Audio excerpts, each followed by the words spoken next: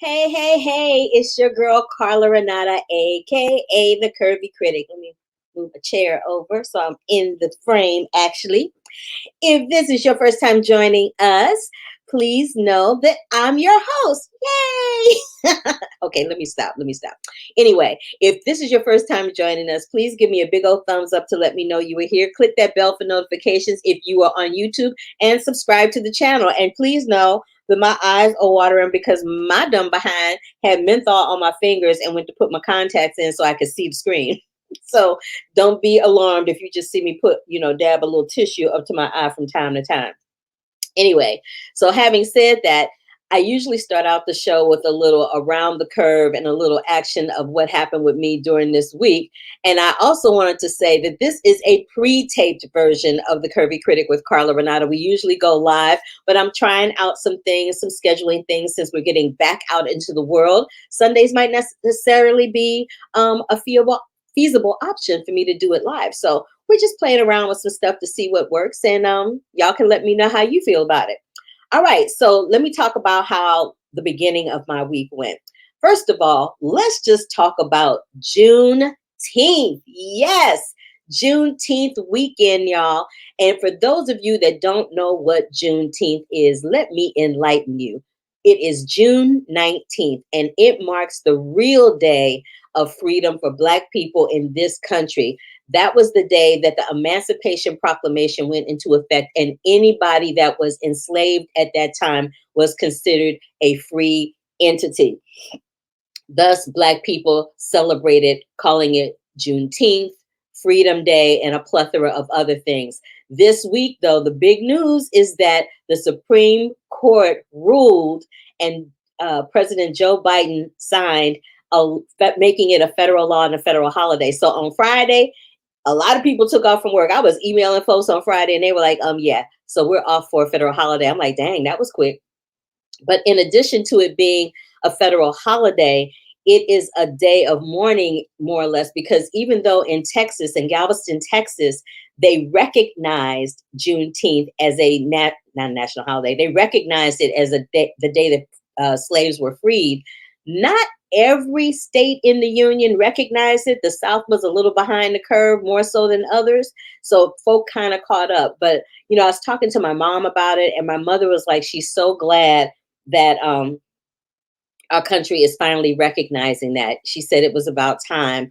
And I'll just be honest, I went to Howard University. I went to school in St. Louis, Missouri, which is across the river in East St. Louis, Illinois, is where some of the riots happened that I'm going to be talking about when I talk about Rise Again, Tulsa's Red Summer with Deneen Brown. But I didn't learn this in school. And I think it's a shame and disgrace that Black people's histories were trying to be suppressed and hidden and not talked about. And I asked my mother if she remembered about East St. Louis, and she said that she remembered it because they talked about it. But as a child, I never recalled anybody saying anything about East St. Louis riots other than the riots that took place in the 60s after Martin Luther King and Malcolm X were assassinated. So I just want to say that this was a big, big, big week for Juneteenth and the federal law and everything surrounding it. So I just wanted to give homage to that.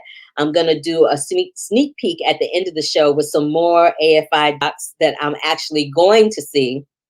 So I'll talk a little bit about those. And child, I did a zillion, bazillion junkets. I talked to more people and sat in front of this computer editing more interviews for y'all. So I hope you appreciate it and that you love them, because a sister put some hard work, sweat, tears, and no sleep behind getting these interviews to you today. So without further ado, let me get into the first one.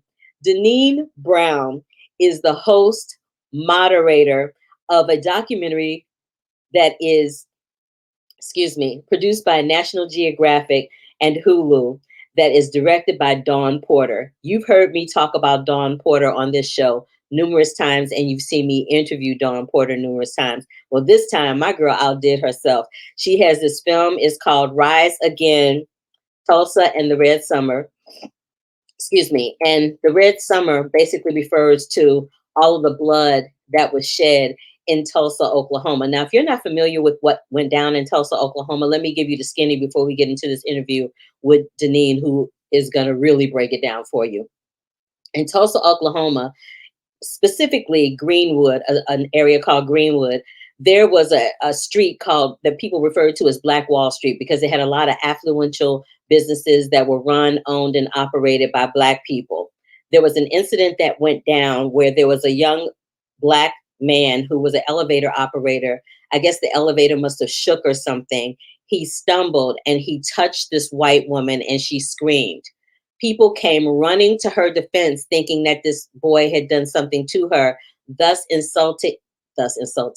inciting a massacre of epic proportions, which resulted in hundreds of people dying, hundreds of people being burnt, hundreds of businesses and homes being burnt down to the ground. And there were graves with these people in them that just recently became excavated thanks to the local officials in Oklahoma. That is what the Tulsa Red Summer refers to and what Rise Again refers to. The documentary is mind-blowing. I'm not going to lie, it can be very triggering, but it's educational. And I said this numerous times. If you keep repeating history, is bound to happen again. So you have to acknowledge it, or it keeps happening and happening over and over and over again. It's a cyclical thing, right? So without further ado, I'm going to let Miss Deneen Brown break it down a little bit more for you. So take a look and a listen to this interview with Deneen Brown from Rise Again, Tulsa, and the Red Summer. Where are we with the excavation of the bodies in Tulsa? Because we end the documentary with that information saying they've excavated that ground, but we never really find out, if they found bodies, if they did find bodies, what happened to it. If you could just expound on that for a second, that would be great. Update on Tulsa. As we speak, scientists are in the mass grave. They've reopened the mass grave in Oaklawn Cemetery, which, as you know, is a city-owned cemetery in Tulsa, not far from Greenwood, Black Wall Street. They're in the shaft. They have found as many as 28 coffins. And they are also exhuming remains of the people who were buried in this unmarked grave. So it was unmarked. We didn't know that it existed, right, before they excavated it.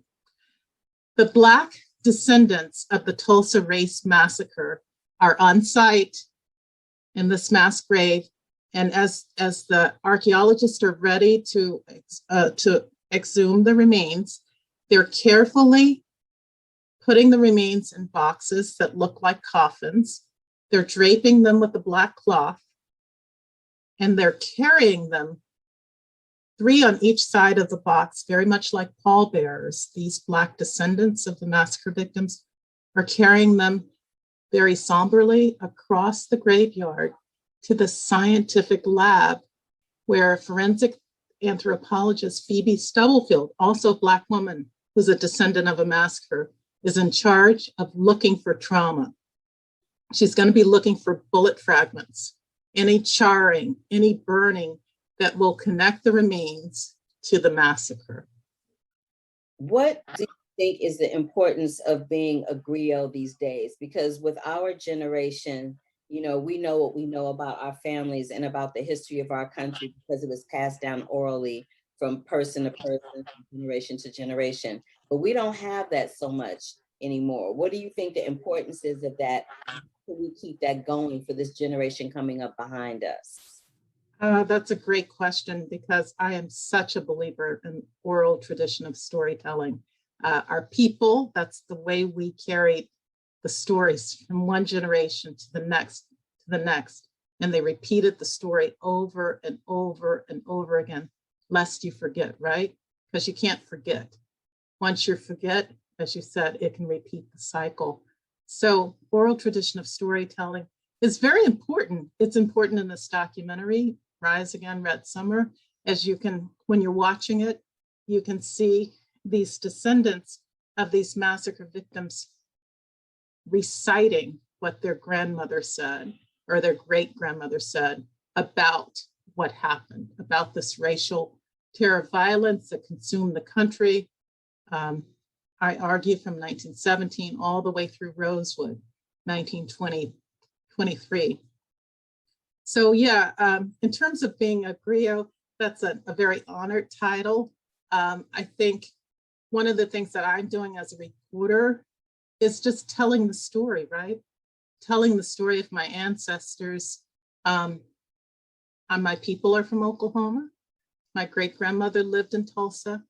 My grandmother was born in Boley, which is an all-Black town, 60 miles from Tulsa. And my father lives in Tulsa now. So I'm just telling the story of my people. And I'm also, as a reporter, I'm in hot pursuit of the truth. I mean, that's what drives reporters, is to pursue the truth and to hold government agencies accountable. So in this case, this documentary documents Red Summer, that reign of terror, I think from 1917 to 1923, when as many as 25 cities were consumed by massacres. White mobs killed Black people in these cities, right? And in many cases, there was no investigation. In many cases, no white person was ever arrested. In many cases, the cities have not found the mass graves that were there. There have been no state investigations except for in Tulsa. So I am driven to tell this story even now. You know, I'm up until 2 a.m. writing. I'm still writing the story and still reporting the story. Yes, you are a griot. You are a griot through your reporting. So I'm going to give you that title. You better accept it because I'm giving it to you. You got to take it.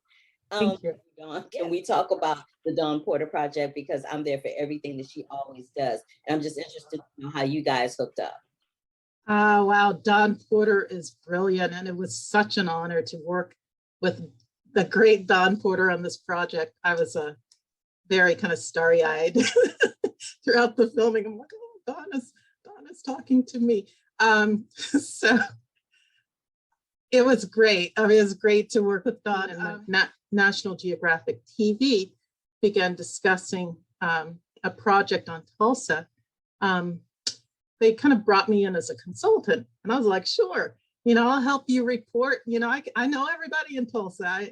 I'll connect you, I'll guide you. That's what I do. Cool.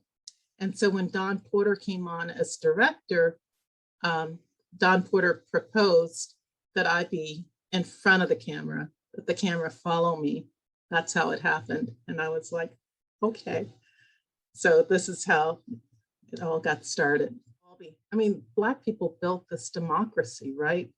We know what, and we've always believed in this democracy. So yes, what she's saying is we are striving to make this country live up to its promises of a democracy, where it promised, you know, that all men should be treated as equals. It promised that all of us should have life, liberty, and the pursuit of happiness, right? So we, in the Black community, we are descendants of enslaved Black people. We have always been fighting for this country, that it live up to its promises. With you, I'm looking forward to you getting your flowers with a Pulitzer Prize or something one day over there at the Washington Post. And Deneen, thank you so much for taking time out for me. I really appreciated it. I can't wait to talk to you. Oh my goodness, thank you so much for having me on your show, The Curvy Critic. I love the title. It was such an honor to talk to you. Thank you to your viewers and to your listeners. I'm thrilled, and it was great to spend time with you. So thank you. You know, I'm laughing because literally before we went live, my producer, the fantabulous Mac, had just said to me that we should do like just a reel of every time somebody said that they love my name or my room. So I think we might have to do that. I think we might have to like break that down. I also wanted to thank Deneen Brown. I'm a huge fan of hers. She is a current reporter at the Washington Post. She's done some great, wonderful, insightful pieces there. So if you are not familiar with her, please go check out the Washington Post website or go grab a newspaper.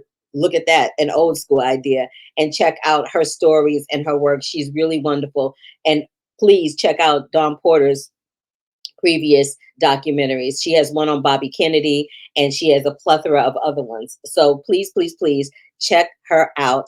And please, please do yourselves a favor and go to Nat Geo.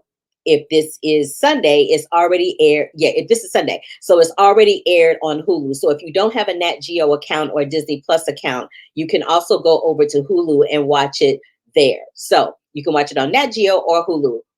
Rise Again, Tulsa, and the Red Summer. Please do yourselves a favor and check it out. All right, so I love documentaries, so we just gonna keep in that documentary vein for a minute. I saw another documentary that's called My Name is Bulger. It is directed by Brendan, and I'm sorry, I'm having issues today. It's directed by Brendan, and it is streaming currently on Discovery Plus. Now, this is what I want to say about My Name is Bulger. I'm a huge mob fan. I say that all the time, how I'm like obsessed with mobsters and all kinds of stories. Hence, I've seen The Godfather and Goodfellas, like I can't even count how many times. But so I was really familiar with who James Whitey Bulger was.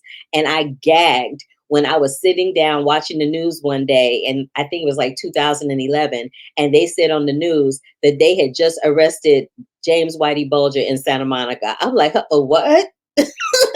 Homeboy was hiding in plain sight. But this is the thing. This documentary, My Name is Bulger, it starts out at the beginning with all of the Bulger siblings introducing themselves. And it's basically a tale of two Southies, two guys from South Boston who couldn't be more different. William Bulger, who was James Whitey Bulger's brother, was a major influential politician in the Boston area. You had him, who was like on the good arm of the law. And then you had Whitey Bulger, who was like a straight up, and people characterized him as a cold-blooded gangster. This documentary goes out of its way to prove that the family is guilty by association. They don't have anything to do with what James did. They even defend him. And, it's one of those things where when the person is, I neglected to say, so they arrested Whitey Bulger, they put him in prison, and then he got murdered in prison. The circumstances behind how he was murdered, when he was murdered, or anything about it remain a mystery. But the family has kept quiet about him, the murder, his life, the differences between the two brothers until now. So again, it is streaming on Discovery Plus. It is called My Name is Bulger. Now, I talked a little bit before about a show called David Makes Man that's on the OWN channel. And I did an ATX TV festival panel with the entire cast. I did interviews with the entire cast, but the interviews are hella long. So I had to choose one that I wanted to showcase here. And I chose to showcase the one with Alana Arenas, who plays Gloria in the series. She plays the mother to David and JG in the series. This is a series that is created by Terrell Alvin McRaney, the same person who won the Oscar for Moonlight. It is a story about a young man who is trying to make sense of his life after the brutal murder of his dad. And they live in a section of this town called the Ville, which is, not the best part of town. And his mother's struggling. It's just a lot going on. But what I have never seen is the way the show has been crafted, the way that Terrell uses, you know how when you're thinking, or not thinking, when you're talking to somebody, they'll be talking to you and there'll be a whole thought process that goes on in your mind that they never know about. Well, he takes that and he puts it on the screen, and it makes me laugh out loud, because some of them things you really wish you could do in person, but you can't. But he has a very interesting way of telling a story, and I'm there for all of it. But I was really there for the portrayal of Gloria, inhabited by Alana Arenas. So take a look and a listen to this interview with my girl, Alana Arenas. Your character brings to the forefront an issue that most of us growing up have dealt with, having a single mom. And I don't think we celebrate them enough. And this particular okay. So what are your thoughts about celebrating single moms? Because, they're like the unsung heroes of the family. I could not say enough about that in season 1, because this was actually the first time in my life that I had realized that, wow, so many people are walking around carrying the world. And I don't think we do enough to lift them up, to celebrate them, to check in, to say, what can I do? Because actually, season 1, my children were very little. They were like 3 and 1. And I was just speaking to somebody else about this. I never really understood. Like, I always appreciated my parents. I was always very thankful for my parents. But when I had my own children, that went to another level. And this is the thing that will constantly blow my mind. I'm married, and I would be breastfeeding my first son, and my daughter at that time, my youngest wasn't born, but I have an older daughter. So when my husband would take her to school and come back with a coffee drink in his hand, I would be like, oh, so you stopped? You stopped and did something? I've been waiting for you to get home to relieve me because I've been with this baby all night. My sleep has been broken up. You better come through the door and get this baby. Don't take no stop. Right? You're going to take a pit stop. You're going to do an errand on the way home. No, I'm waiting for you, And the thing that I would constantly think about is the fact that if you are a single mother, relief is not walking through the door. It's you all the time, you. And so many of us can relate, however you are parenting, whether you have help or not, you are just constantly pouring. You need a moment of reprieve so that you can restore yourself, so that you can have something else to give out. So as I was parenting, I could not imagine what it would be like to know that you're always on the back burner. There is no, can you take the kids to the park so I can do this? So I just couldn't fathom that. So it made me realize, for my own parenting, to be quite honest, my mother and my father did not stay together. So in my house, though I had a very present father, it was just my mom in the house. And it was 3 of us. So I look back and I think, as children, we could never celebrate her for all of the hours she sold into our life. There is no, the best you can do is be the best person you could be to honor all of that labor. So I 100% agree with you. And during season 1, that's all I could talk about. That here you have this woman doing the best she can, and the skill set that she inherited it didn't have really sharp tools in there. She did not come from the best parenting. So she was working out of her imagination of what she believed a human being deserved. So I tip my hat. I really do. Look at you. That was such a beautiful, thought out answer. I couldn't have asked for a better answer than that. Get it, Alana. Get it, girl. Thank you so much. Thank you. Yes. One other thing that I wanted to talk to you about, we have this kind of sort of very slight Me Too storyline happening with Gloria on her job. And it's just like, oh, okay, what's that going to look like? And how are we going to deal with that? Do we feel that as much as Gloria was scratching and clawing and biting, trying to do better, trying to get things that were better, trying to be better for her boys, do we think that made her slide into a place where it's going to be really difficult for her to get out of it? I think the most unfortunate thing about what the audience experienced with Gloria when she was on her job is that type of behavior was not even abnormal for Gloria. So I felt like the bigger disappointment for her was not that this man came all the way out of pocket and is wrong, and there's no justice for that for me. But now I have to go home and tell my son, who I told, don't you worry about anything, I got it, that I don't have a job. And now this little kid is thinking about how he's going to take care of a grown woman and another kid. So, Yeah, I think that created a little bit of a tailspin. I know it did. I know it did. And you can see the beginning of that in episode 10 of season 1. You can see that. You can see it in, yeah. I think that women are always very strong have to be strong for all the wrong reasons. You know what I mean?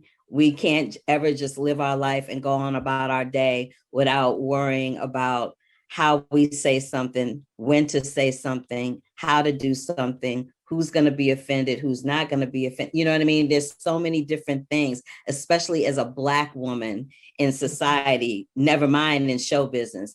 We always have to be like this with one eye open, trying to figure out what's going to be the right way to navigate or not. So thank you so much for that answer. Well, Alana, I'm not going to take up any more of your time. This has been a lovely conversation. I'm such a huge fan of your work. I cannot get enough of you on this show. Your work is absolutely spectacular. And I'm really hoping that more and more people tune into this show on OWN to see how wonderful you truly are.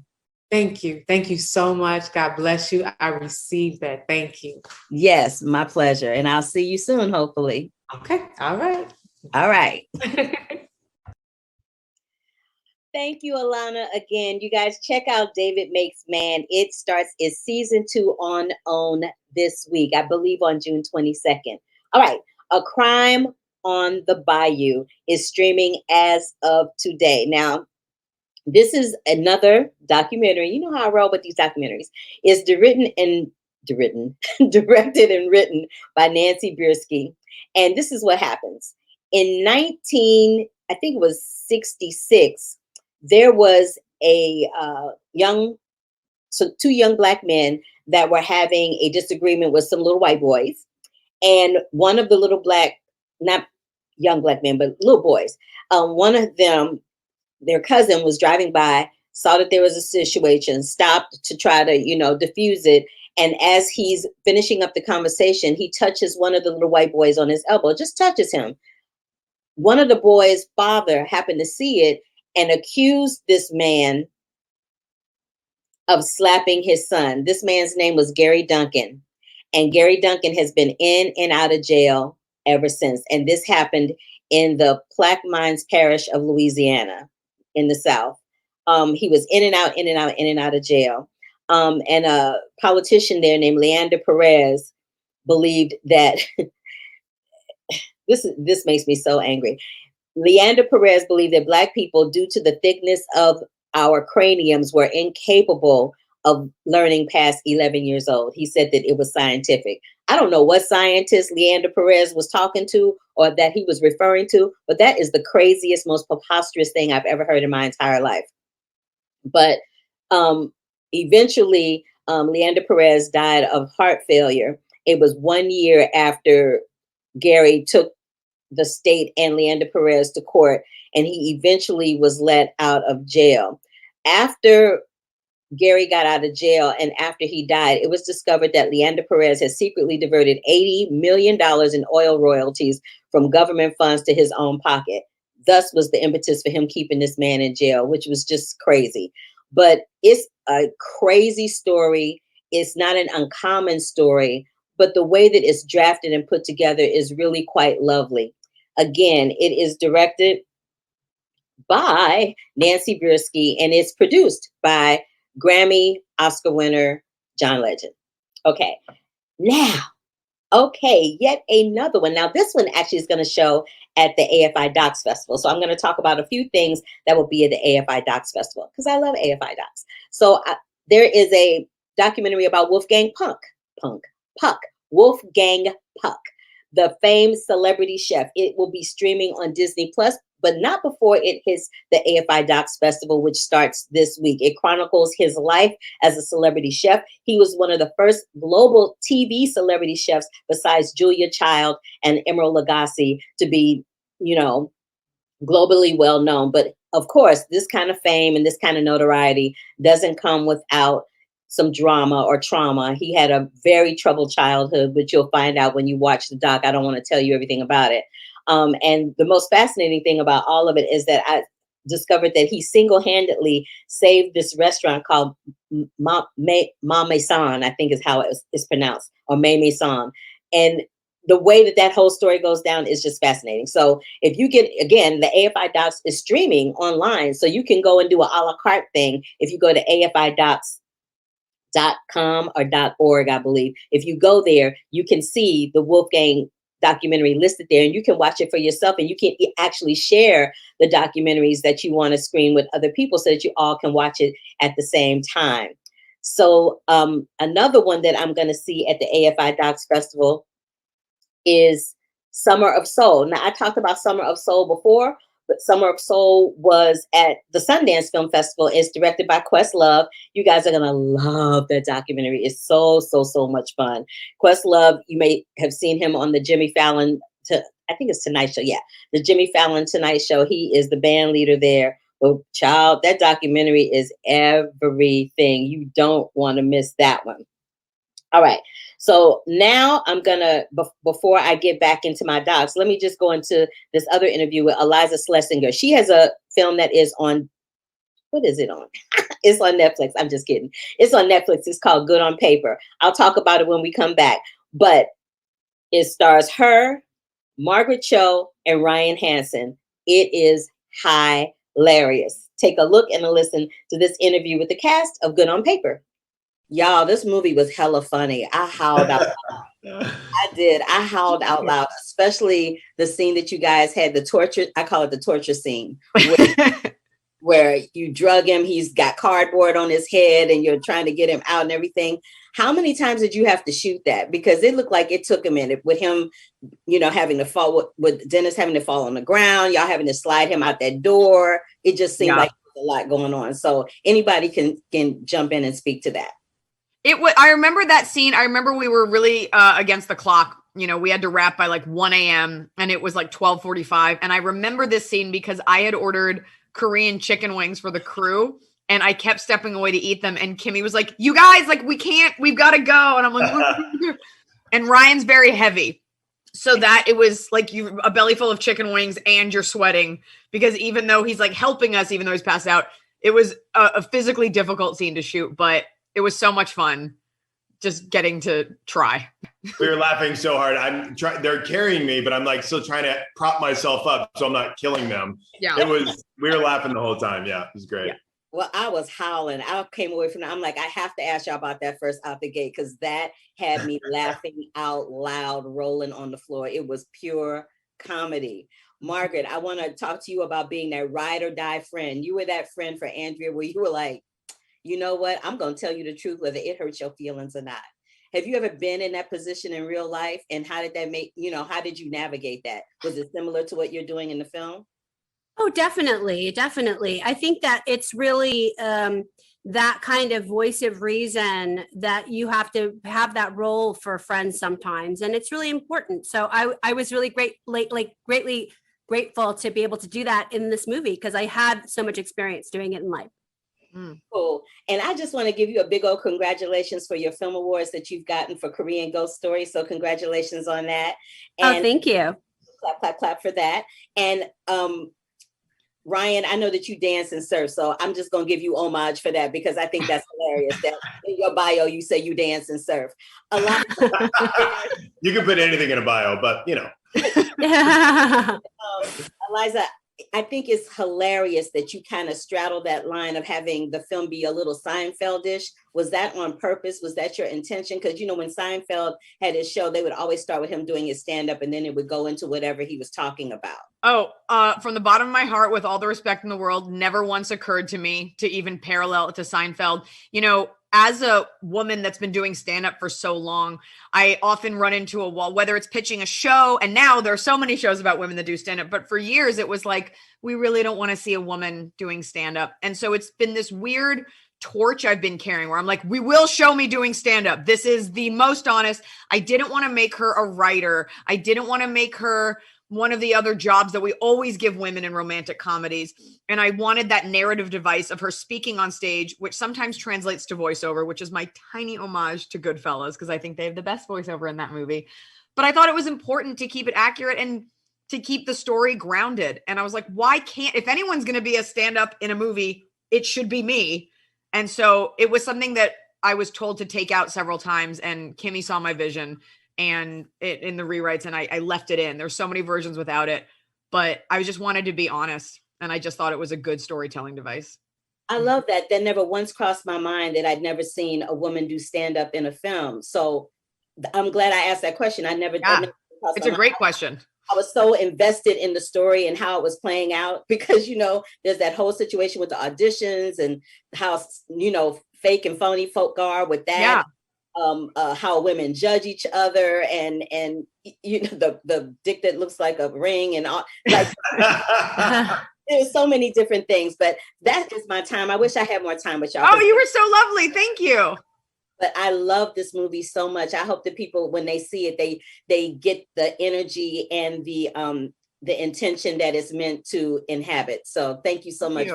Thanks, Carla. Thank you. What I meant to say was the ring that looked like a dick, but I said it backwards. And that's why they were like, ooh. But let me just talk about this film for a second. It's called Good on Paper. Eliza's character, Andrea, meets this guy named Dennis, played by Ryan Hansen.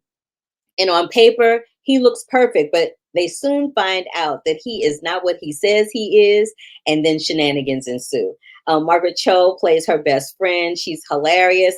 We've got a bunch of stand-up people in this film. It's real. It really is. It speaks volumes to what every person that is looking to find a new mate in life has to go through. That situation of, you don't know who these people are and you're hoping for the best, but sometimes it just don't turn out that way. But judge for yourself and have a good little tee-hee-hee, chuckle when you watch Eliza Schlesinger, Margaret Cho, and Ryan Hansen in Good on Paper, which is going to be streaming on Netflix this week. All right. One more film I want to talk about that's going to be at the AFI Docs before I get into this last interview with Vanessa Roth. There's going to be a film called Rebel Hearts. It's directed by Pedro Cos, and it deals with these women activist nuns. So the Sisters of Immaculate Heart challenged the patriarchal conventions of the Catholic Church 50 years ago, and that same attitude kind of permeates today, and they are not having it. They're like, look here. We need to have a conversation. This needs to stop. I'm kind of there for the nuns putting their fist in the air like Ungawa. Y'all got to get with the time. So I will be checking out that one, and I will give you a full report when I come back next week. All right. Mary J. Blige is a Grammy award-winning artist, an Oscar-nominated actress. You know her from a plethora of songs, a plethora of TV appearances. She's in the Power, I think the sophomore Power thing that's on Stars, Power series that's on Stars. She plays a young lady's mother who I interviewed on the show. But I say all of that to say that My Life is a Amazon original documentary that's going to be streaming this week. And Mary J. Blige is looking back on her sophomore album, which was entitled My Life, which was 25 years ago. Can you believe that? It was 25 years ago. And this is the first time she'll be performing this album live. And in the course of the documentary, she reveals demons. She reveals her blessings. And it's a love letter to her fans. It's a love letter to herself. It's a love letter to Andre Harrell, who had an unexpected heart attack last year, and we've lost him. He was a huge presence in the music industry, especially in the genre of R&B. And he was responsible for giving us Mary J. Blige. He was the one that signed her to a record deal at Uptown Records. I worked in the music industry during that time, and Andre Harrell and Puffy and Mary J. Blige were all like revolutionary at that time. Nobody had ever seen or heard anything like them, and they have thus gone on to become legends as a result of it. But I sat down and I talked. Now, let me just first say this. I've been trying to talk to Mary J. Blige twice. I flew all the way to New York to the Tribeca Film Festival to interview her. I literally was at the end of the line, and they got to the reporter before me who took 10 years asking her questions. So by the time she finished answering the last question, they didn't get to me. And now we got this documentary, and I still didn't get to talk to her. I'm going to talk to Mary J. Blige at some point, and I'm going to tell her, look, sis, come on, holla at your girl. I'm just saying, I'm a fan. Come on. But having said that, I did get to holler at the director of the documentary, Vanessa Roth, who is fierce in her own right. She is an Academy Award winning director, and she is the daughter of an Academy Award winner. Her dad, ironically enough, directed Forrest Gump. So take a look and a listen with this interview with Vanessa Roth, the director of Mary J. Blige, My Life. Hey, Vanessa, how you doing today? Oh, I'm good. I love your room. I love looking in background there. That's awesome. Thank you. I appreciate it. Girl, this documentary was so cool. You know, I used to be a music industry publicist. So I had worked very closely at some point with Andre. And I was like, oh, this is like a love letter to Andre Harrell. What was the decision to, it was a mixed focus of Mary's My Life and her life and the album and everything, but it was mostly a love letter to Andre. What was the decision to do that? Yeah, I mean, I think it really is a love letter to herself and to her fans and to that time and that moment in her life. And like you said, yeah, it's not, the film's not a film that's her whole biopic film. It's really about that moment. But because Andre passed away during the time we were making it, it really unintentionally became something that's looking at this special relationship between these people from a time that pioneered so much from that moment on. So I feel really lucky that it was a gift that we were able to talk to Andre, you know, the way we did at that moment about this album. It really was a gift. I loved seeing him again because he was really, really special. You seem to gravitate toward women and their stories. I saw your Impact series for Nat Geo with Gal, and I was like, this is the bomb, especially the one about the ice skating. I love that. But I love that. Oh God, Livy the poet. Oh my God. Yes, it was the bomb. It was great. We have to talk about that some other time. Okay. But in my 4 minutes that I have left, the lyrics of the song, My Life, if you looked in my life and see what I've seen, what does that mean for you now having worked and done this documentary on Mary J. Blige? I mean, I think that totally encompasses what this film is about, and what I tried to do as the director was really listen and understand, and that's really what this movie is about, is actually that connectedness between all of us, the importance of it to say, if you look at my life, whoever's life, and see what I've seen, you may understand a little bit more about why I do what I do and who I am and what moves me and what hurts me. And I think that's really, I think you just nailed it, that's actually the message of the movie. And that obviously that's what connected people about the My Life album. What would you say was the most inspirational moment after documenting this with her? Because she has such a full, well-rounded life, you know, that encompasses so many different things. When you finish this, what was the one thing you took away from her that'll stick with you forever? I think there's two things. One is standing on stage on the sidelines, watching her perform. I've just never seen or felt something. The energy in that concert hall, any place she is just palpable. It's just visceral and unbelievable. That's something I'll always hold. And then the other thing is sitting with her quiet times when we would just do sound interviews and just talking to the person, the Mary who I got to know about, this person who just as iconic as she is, that at the same time she's able to touch that just core human Mary self and just stay true to her instincts, follow her instincts, trust her gut, you know, and this journey she's had with sort of self-love and also, you know, expressing that with other people. I think it's that combination that's really special. Well, Vanessa, thank you so much for giving us another slice of Mary J. Blige that will live in perpetuity. I loved it so very much. And thank you for your time this morning. It's much appreciated. Thanks, Carla. Thank you so much. All right. Bye. Bye.